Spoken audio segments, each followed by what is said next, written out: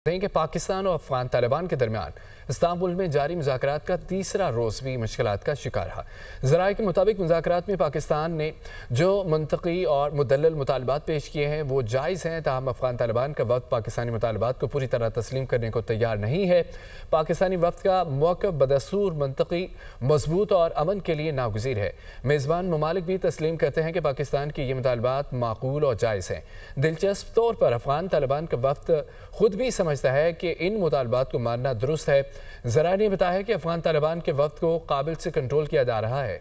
अफगान तालिबान का वक्त बार बार काबिल इंतज़ामिया से रब्ता करके उन्हीं के अहकामात के मुताबिक आगे बढ़ रहा है, ताहम काबिल इंतज़ामिया से कोई हौसला अफजा जवाब नहीं आ रहा, जिससे तातिल पैदा हो रहा है। ऐसा लगता है कि काबिल में कुछ अनासर किसी और एजेंडे पर काम कर रहे हैं। पाकिस्तानी वक्त ने बारहा ये नुक्ता वाज़ेह किया है कि इन मुतालबात को तस्लीम करना सबके मुफाद में है, जबकि मेज़बान ममालिक ने भी अफगान वफ़द को ये बात समझाई है।